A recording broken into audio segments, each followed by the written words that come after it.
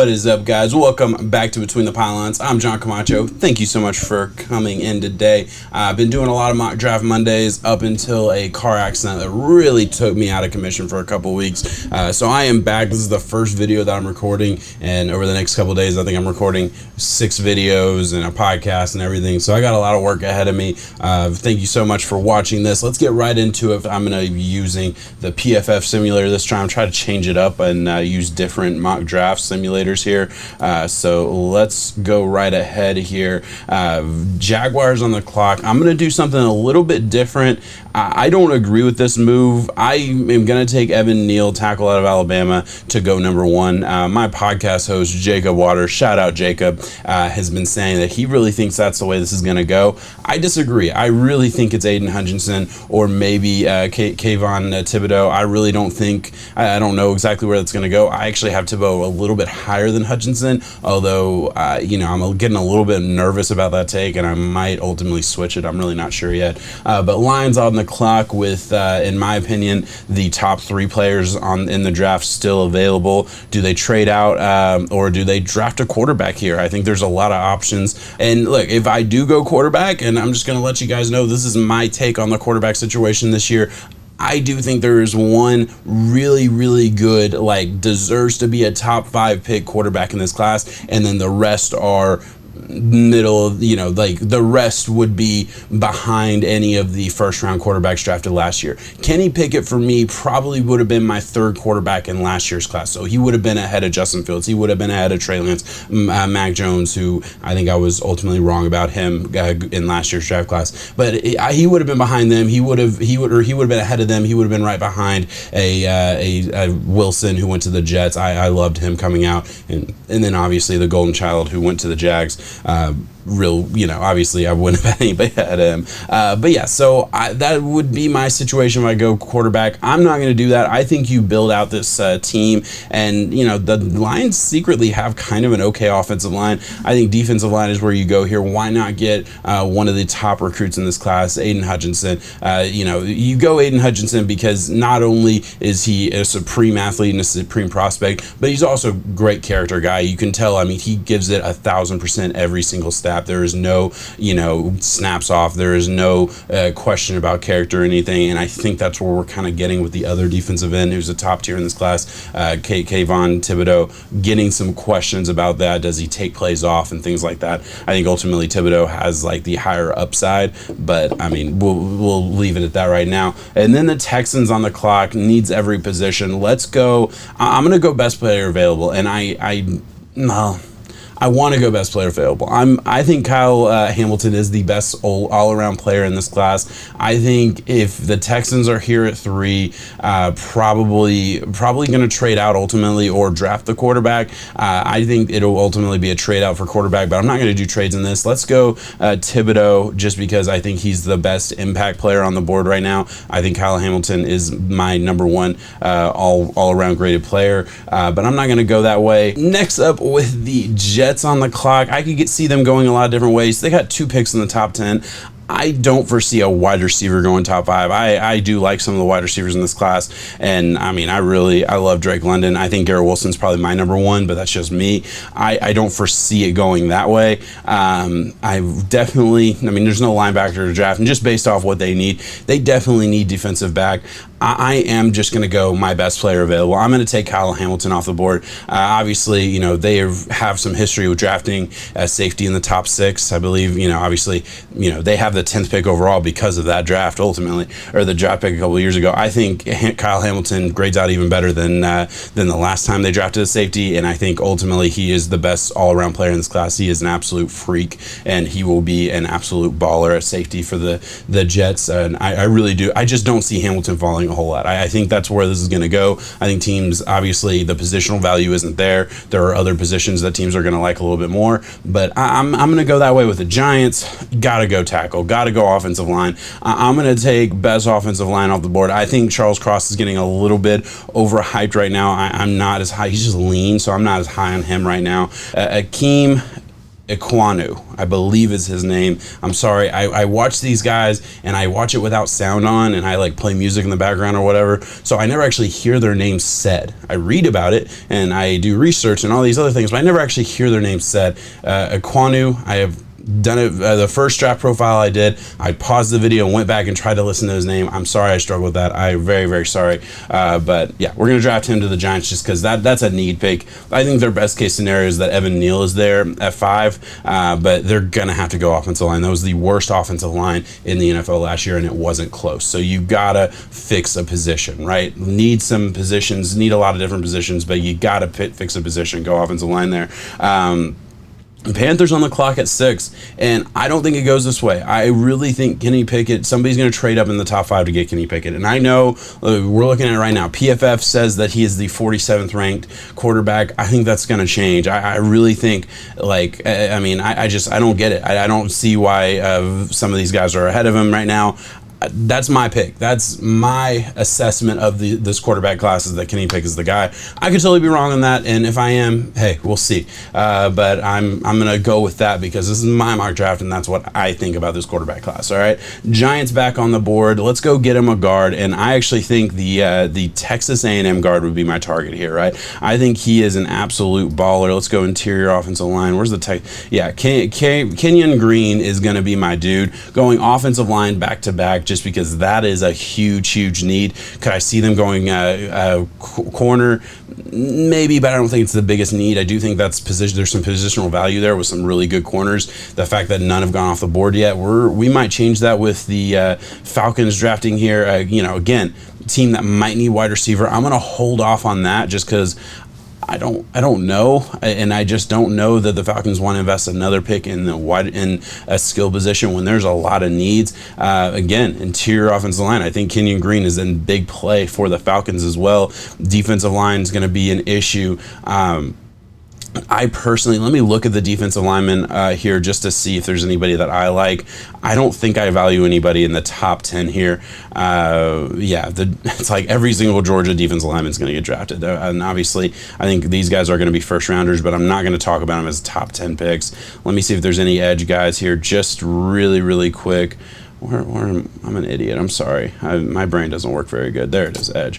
Karlaftis, I think this is the Kwity Paye of last year. I really do. I think he's the guy who, people are valuing, people like, and I do like him. But Kwity Paye last year, a good player, highly valued, highly sought after, and in mock drafts leading up to the draft, I feel like all the way through, he was a top 20 lock, all the way through. Then he goes 21 overall. I don't see him as a top 20 guy. I like him a lot. Should be a first rounder. I don't see him as top 20 guy. I don't see him I see him as a borderline top 20 guy, certainly not a top 10 guy for me. That's, again, just my take, and I gotta be true to myself on these mock drafts here.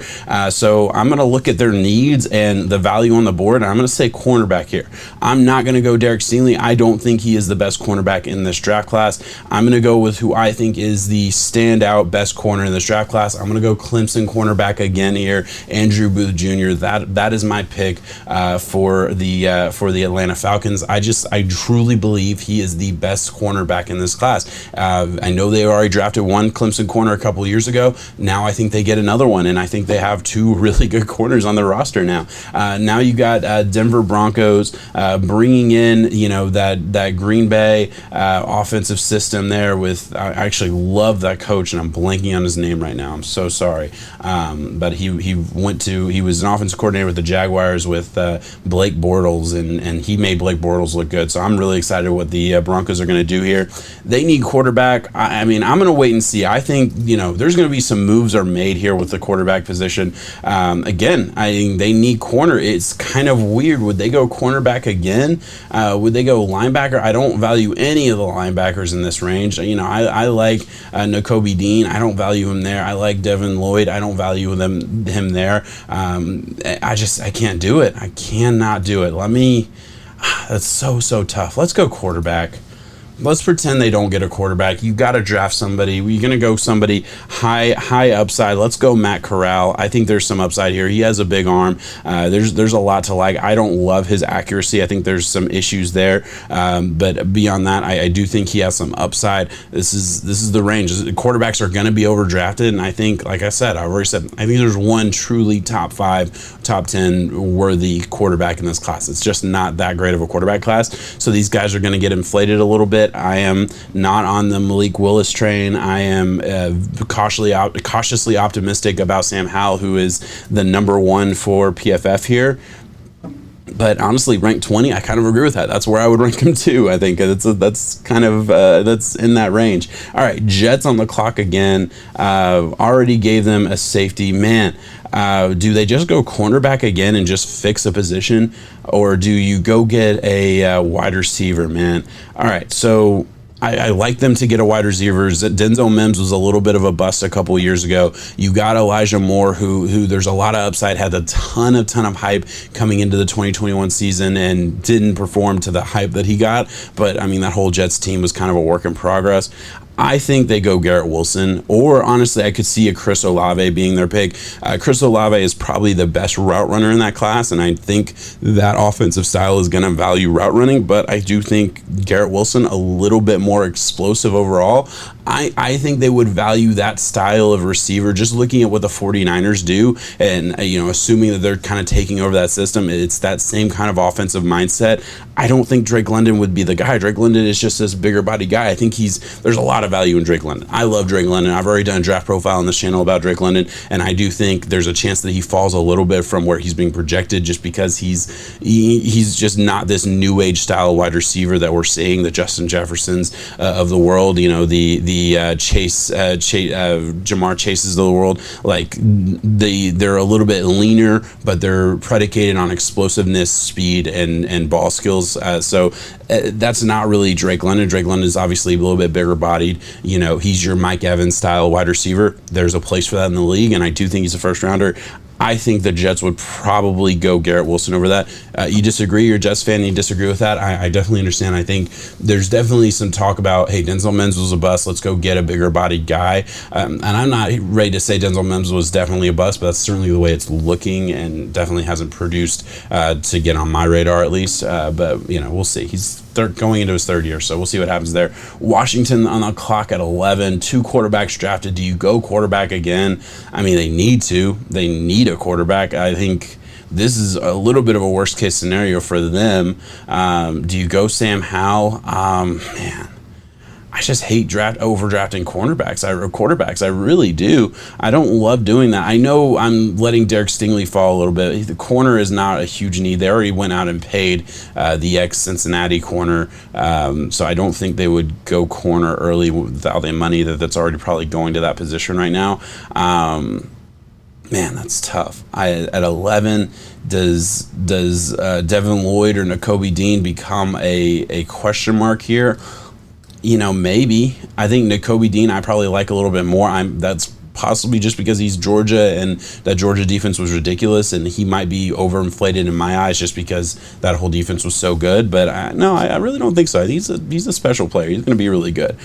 I'm gonna go linebacker. I think we're gonna overdraft for need a little bit there, just because, man, the draft already hasn't gone their way. Let's hope they get a quarterback in free agency, because I just don't like Sam Howell there. I think he could absolutely go there. I think that's kind of the range, but I mean, man, I just don't love it. All right, Vikings on the clock. It says quarterback's a need. I mean, you're spending too much money on Kirk Cousins to draft a quarterback in the 1st round, I would think. And maybe the Kellen Mond experiment is already over after 1 year. I wouldn't be ready to completely close the book on that.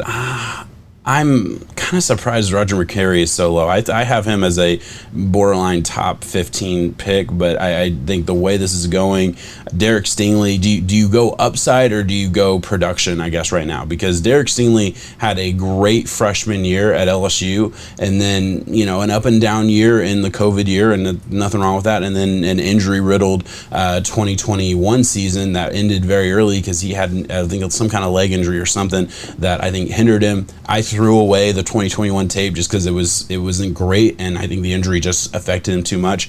Let's go upside. Derek Stingley has the potential to be one of the top players out of this class if it goes the right way. Moving on to the Browns at number 13. Browns could use some help on that interior defensive line. Let's look at the interior D-line just to see where we're at here, man. I don't even see one of my favorite players out of Texas A&M. To me, the top interior defensive lineman in the class. Let's see if he's as an edge. Yeah, DeMarvin Leal. He's being graded as an edge on PFF. He's an interior defensive lineman, and honestly, I think I missed that where I would have really considered him at 8 for the Falcons. I think I even probably. I don't know. I think I would consider him that top 10 in a lot of different spots. I think he is an absolute baller. He is going to be a beast in the middle. He played defensive end against Texas A&M because he did have the quickness, but he's going to be too big to do that at the NFL level. He is a behemoth. He's a baller. I think the Browns, best case scenario for the Browns. And then we move on to the Baltimore Ravens, where it's like, man, there's a lot of ways we could go with this. I think their defensive line is aging, and that's like the first place I think. Part of me does think, is this where Drake London could go? I know they grabbed Rashad Bateman last year. I was a little bit lower on him than the rest of the draft community. I didn't see him as a first-round prospect personally, but that was just me, and I was obviously wrong on that. He had some injury issues early on and came on the second half of the season. So, the jury's still out if he's going to be a legit number 2 to a Hollywood Brown, who, I don't know what's going to happen with Hollywood Brown's second contract. I'm probably not going to go that way just because I think there's a lot of other ways you could go with this, and I do think replacing that Matt Judon role. I think first of all, their entire defensive line is aging, so I could just go best defensive lineman anyway. But I would love a guy like a Devon Wyatt, Jordan Davis, different styles of players. But I think you could go a lot of different ways. Honestly, I think this is where I'm going to go edge, and I'm going to go grab. I am going to go grab a Karlaftis that I mentioned earlier, who I didn't love in that top 10 conversation, and this is still earlier than I would take him. This is significantly earlier than I would take him, but I do think you're coming into a situation where there's a need here. I think just across the board on that defensive line there's a need, and the Eagles are probably going to grab at least one defensive lineman, and I think it thins out a whole lot when you get to the second and third round. So go get a guy who I think will be inflated a little bit more than just my personal value for him, and that's okay. There's nothing wrong with that. All right, Eagles pick back to back here. Where do I want to go with this? Got linebacker, DB, edge. I am going to go grab a cornerback first. I think that's top priority. Let's go get my top cornerback on the board, Roger McCreary. Love him a lot. Jacob Waters, my podcast co-host, is going to be doing a draft profile on him soon, coming out shortly. Big fan of his. Definitely see him as a first-round corner. I'm going to go grab him out of Auburn. And then picking again, I just mentioned it. I want to go defensive line. I'm going to go my top defensive lineman out of Georgia, which is crazy that that's its own thing. But I really like Travon Walker out of Georgia, edge rusher out of Georgia. There's a lot of guys, and I'm a little bit lower on Ojabo than the rest of the world. I actually have Jermaine Johnson ahead of him right now, and then I do think it severely thins out after that, in my personal opinion. I'm sure there's some other guys that'll probably be in that conversation based on measurables, but at least from the guys that I've seen, and again, I haven't watched every player at this point, but that's where I'm at with it right now. All right, Travon Walker, I'm gonna grab him. Sorry, my phone is going off. I should take that off the desk. Yeah, we'll take him and then move on to the Chargers. We'll talk about the Eagles a little bit more. Chargers here, man. I would love to see them go grab a corner. They could use some corner help. They could use some interior defensive line help. They could use. It says wide receiver. I don't know if I agree with that a whole lot. And they grabbed. Man, I don't know. I love their offense, man. I really do. You want to go interior offensive line? Maybe. Let's see. I could see a Jordan Davis just shoring up that interior D-line, just getting a big behemoth of a man. I don't know. Let me look at interior defensive line. I like Linderbaum. I really do. I like Linderbaum as a top I would have said top 25, but here with the Chargers, to me, that makes the most sense. Like, why not? You already hit in the first round last year on a tackle. Let's go interior this year and just fill out that offensive line, because I do think that defense is going to be okay. I think there's enough pieces there. I definitely like the idea of adding some supplementary pieces, but, you got an Asante Samuel Jr. last year in the second round who, had some ups and downs, but he played pretty well. You definitely do need some interior defensive line help.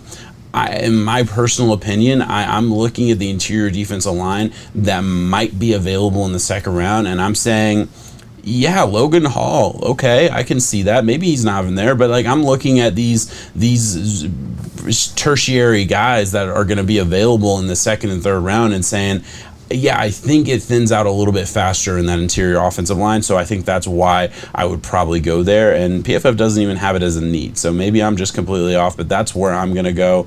I'm going to go Linderbaum here, the 12th ranked player on PFF, so good pick there. And then we have the Saints. Man, I do think this is this is a rebuild year, right? And whenever a team is in rebuild year, I'm never going to go fancy. I'm always just going to go a good fundamental player, right? A good fundamental piece on an offense. I think tackle is going to become a huge need because they're not going to be able to pay everybody on that offensive line because it's severe cap hell. I think wide receiver is a need, but I'm not going to go there when they are in full rebuild mode. I don't trust what's happening in New Orleans right now. It is, it's all falling apart at this point, kind of. They did everything they could to get Drew Brees one more. Obviously, unfortunately, weren't able to get that done, and now they're over cap. They have a good roster for the most part, but I do think they're going to be in a little bit of a soft rebuild. So where do I want to go with that?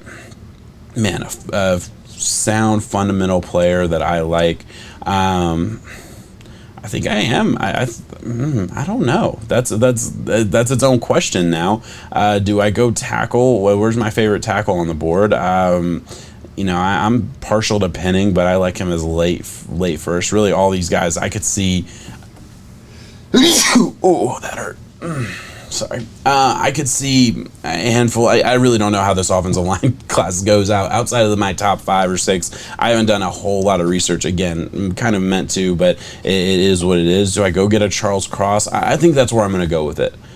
You go get a fundamental player. You go get a guy who can go work on your offense and get better. I do think he's a little bit lean. That's why he fell this far in my personal mock draft. I'm going to go that way, and hopefully the Saints can figure it out. And I do think there's going to be an opening, a big need on that line just because of where that cap is going to go. I do think we're going to see some players falling off there. All right, Eagles back on the clock. Grabbed them interior D line, grabbed them corner. Where else do we want to go with this? I think it's time. I think it's time to take Drake London off the board. I actually have Chris Olave graded a little bit higher, but man, you have your speedsters. I know this would be 3 wide receivers in a row, and one was I think we can all agree, a little bit of a bust, or at least a bust considering that Justin Jefferson went 1 pick later. Obviously, I like Devante Smith. I did a video mid-season on him saying, man, he needs more targets. He's not getting it enough. But Devante Smith is that new age, quick, explosive guy. Let's go get the outside, perimeter wide receiver in Drake London. I think that's a really good pick for the Eagles, and that rounds out, a really, really good first round with a lot of upside, man. I mean, you gotta love that. Now we have the Steelers. Biggest needs got to be quarterback. Here's the thing. A little bit of a drought on need for quarterback. Now Sam Howell's still there. And to me, there's Sam Howell, and then I have Desmond Ridder as a back end of the first round guy. Malik Willis is getting a lot of buzz. I don't get it. I have had arguments on the pod, or maybe I haven't done it on the pod, but I've definitely done it off pod with my co-host Jacob, where it's like, I know a lot of people are high on Malik Willis right now. I'm not seeing it. I'm going to go back and rewatch him and kind of get a better view of him. But until then, I'm not going to change my mind until I look at the film again. Sam Howell, I like his fundamentals. I like his ability to, to run an offense. He's one of those guys where I like everything. There's nothing that blew me away, but there was nothing that really said, oh yeah, he's going to be a bust. It's scary when you say that about a quarterback, when you're just like, yeah, good. great. Nothing special, but yeah, it's solid. You like him overall. So that's a little scary. And then when you're drafting a first round quarterback at 20, there's 19 other teams that passed on him for one reason or another. So you don't love that, but it is what it is, and that's kind of where I'm going to go with that. I do think Sam Howell does go in the first round. Where he goes, the jury's still out a little bit on that. Patriots. Let's go get some weapons, man. Let's go get wide receiver. I'm going to value wide receiver. Well, no. I can't. I can't let Sauce Gardner fall any farther. I know Trent McDuffie on this list. PFF, I already mentioned that a little bit, I think, where I just don't have Trent McDuffie as I have him a borderline first rounder. I do have him in that first, second round range, but I don't see him as better than Amon Gardner. I don't see him anywhere close to the same range as really, of a Roger McCreary who already went off the board. I see him as a guy who, like, he will definitely be a good slot corner. He, like that, at bare minimum, he will be a great slot corner, and he might be a great perimeter corner.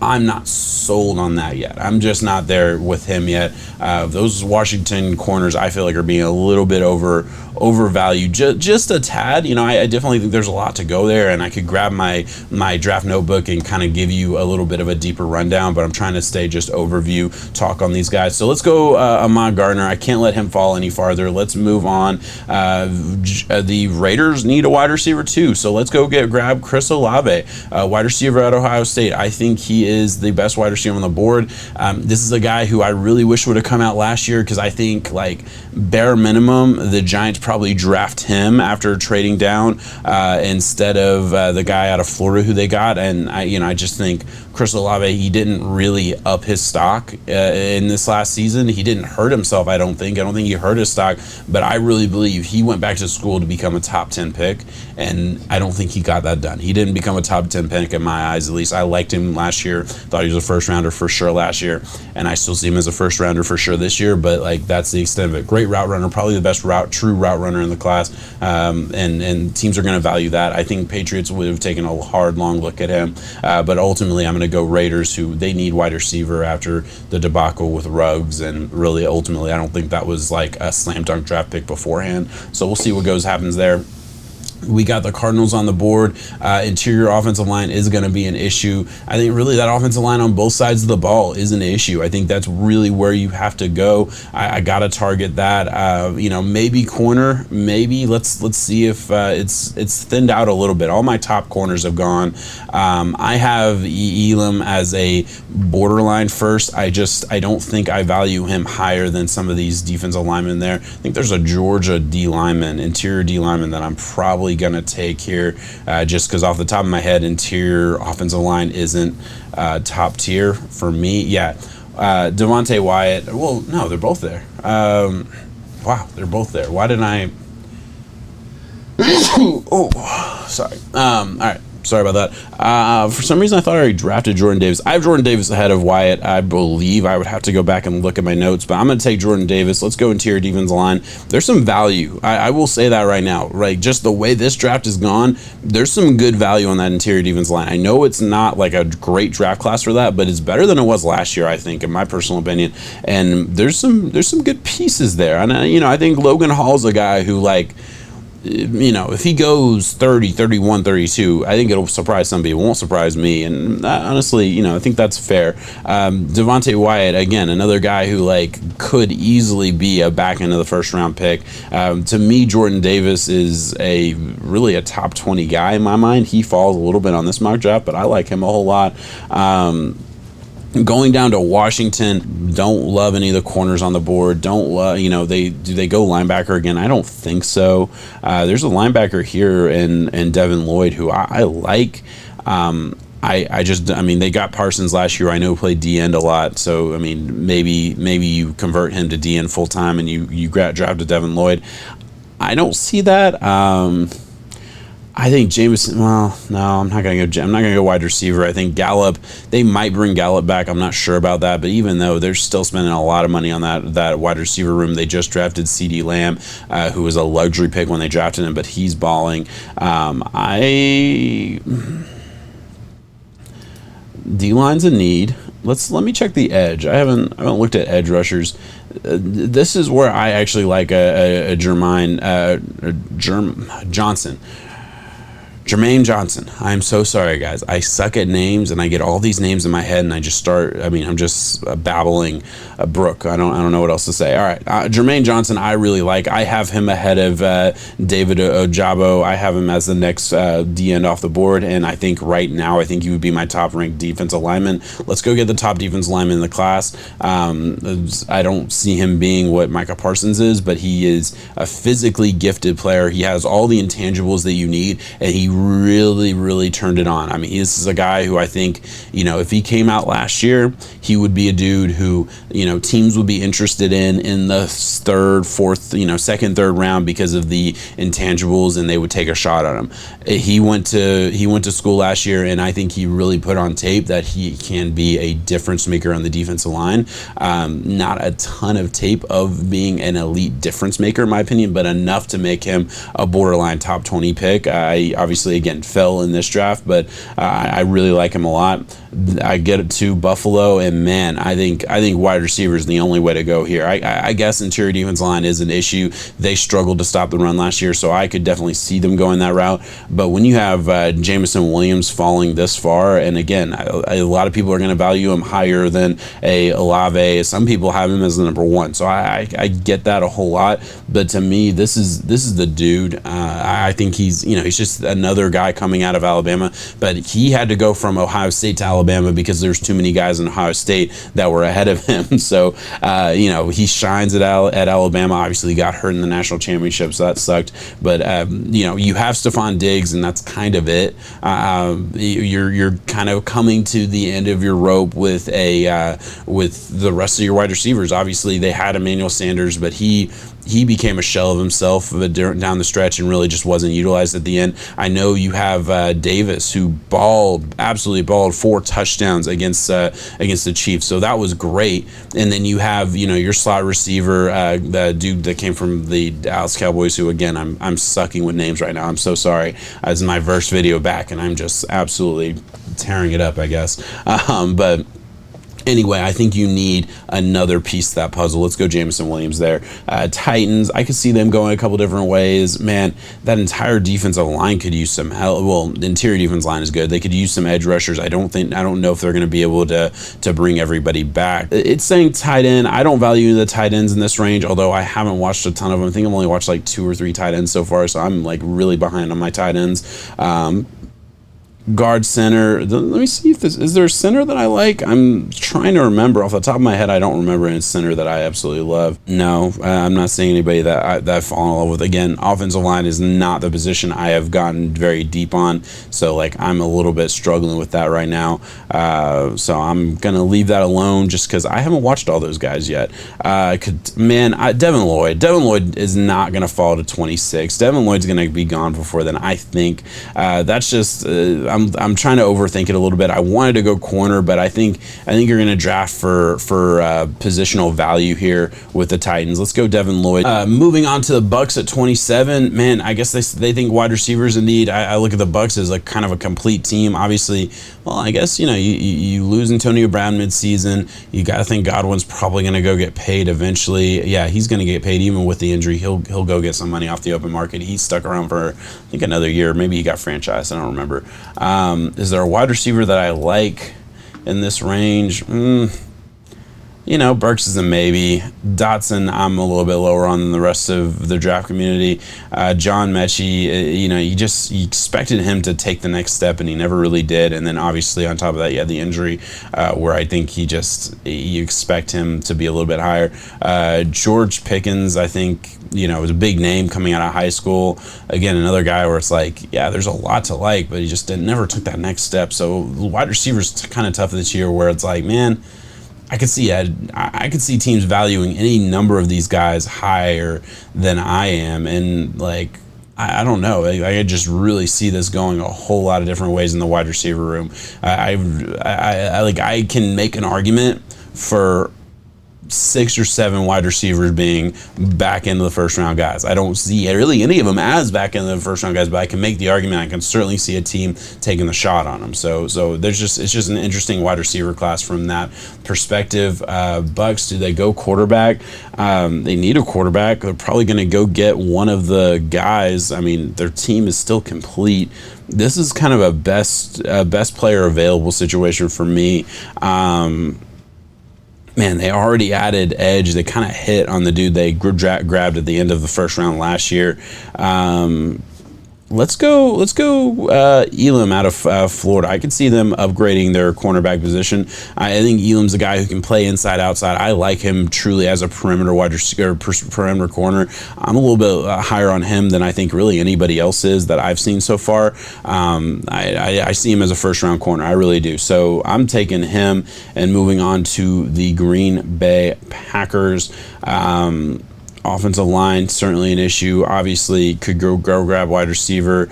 I think that's where I'm going to go with this. Treylon Burks is being consistently mocked in the first round. Another guy who, like, I have a second round grade, but, like, I have a second round grade on a lot of wide receivers in this class, and I'm going to have to fix that. I'm going to have to put up or shut up on some of these guys. I'm going to have to, like, move some of these guys into, like, the third, fourth round range, because I can't have, like, I think I have damn near, like, 15 wide receivers, not that many, probably 10 wide receivers graded in that second round range. That's too many. I know that. I know it's not going to go that way. But let's go Treylon Burks out of Arkansas here. Got to love him. Dolphins, wide receiver, offensive line, huge need. Let's just go best offensive lineman available. Trevor Penning. You got to protect Tua. I am personally a Dolphins fan. You can see behind me some of my Dolphins gear. I wasn't the biggest fan of retaining Tua and getting a coaching staff to basically make Tua the guy for the next couple years, but that's what the owner decided to do, and I don't pay for the team, so I don't get that call. So it is what it is. I think obviously offensive line's the biggest thing too. Is going to be, he's very, very accurate, very deadly in that short to intermediate range. So you need to at least be able to block for a couple seconds to make the offense work, and it didn't happen consistently this past year. Tua is also kind of smaller, a little bit injury prone, so it's like you gotta protect him. You got to, because he is not going to withstand the beating that could come. All right, Chiefs at number 30. This is where we get to the range where it's like, I'm just going to take the guys that I like. This is where it's like, man, who knows where they go, right? Let me look at the value of certain positions here and just grab some names that I think deserve to be in this conversation. Logan Hall is one I think deserves. Well, I can't draft him ahead of Devante Wyatt. Devante Wyatt, to me, I think that entire Georgia defensive line was ridiculous this past year. And the one name that isn't in the first round that could be is because of off the field issues. That's going to bring him, like, he's not even in the conversation, but I think there's another name. I'm going to get that Georgia defense line was just absolutely ridiculous. So let's add one of him to the Chiefs. There's only one place you go with the Bengals, man. You got to go offensive line. Let me look at the names that I like. Man, I actually really like this dude out of Kentucky. Big motherfucker out of Kentucky. Kennard here. Behemoth of a man. I fell in love with him, with his size. His mitts are just huge. He is a baller. And obviously, there's only one need. The Bengals probably win the Super Bowl if they have an offensive line that can block. There's no other way to say it. And then the Lions, I think, they don't start the draft, but they damn near start the draft. Lions finish out the first round with a lot of needs. It's kind of weird where it's like, man, you could go anywhere with this, absolutely anywhere. I had him in this mock, grab Aiden Hutchinson, so probably not going to go defensive line again. Where do I want to go with that? Lions need corner. Let's go Trent McDuffie. Let's make Trent McDuffie the last pick in the first round. That is it. That is my mock draft. Let's take a look at it here on this class, man. let me know, where did I mess up? What do you think I was wrong about? What do you think I was right about? Just kind of looking at it, just going through it. Kenny Pickett is 6th. That's going to be my go-to until I start doing trades and mock drafts, because maybe I'll have the Texans draft a quarterback at some point. Kenny Pickett is my number 1. He's my go-to, right? Just looking at the other quarterbacks, Matt Corral, a guy I like. There's a lot to like and love about him, but a little bit. I think his trigger is a little bit slow in my opinion at times. And I do think his accuracy is hit and miss, but he played behind a suspect offensive line, and he did some big things, and he has a big arm, so there's a lot to like there. I think I only drafted one other quarterback that I'll talk about, Sam Howell. Yeah, I didn't draft anybody else in the first round. I don't see Malik Willis as a first round. I already mentioned that a little bit. But let's talk about Sam Howell, another guy who's just like, you like everything about him. I don't find one characteristic that I absolutely love, and I think that's what keeps him out of the consistent top 5, top 10 conversation, because I don't see anything that blows me away physically or otherwise. It's just not there. Maybe a team falls in love with his brain, falls in love with his leadership. Those are things that I'm able to really see and grade. So I have to just grade what I see on the field, and on the field there was nothing super special. Overall, let me know what you thought about this draft class. This is my first video back from a car accident that caused me a little bit of injury, caused me to miss some time, so I am kind of just trying to catch up. Thank you so much for watching. Please like and subscribe and all that, and we will be back next week. Peace.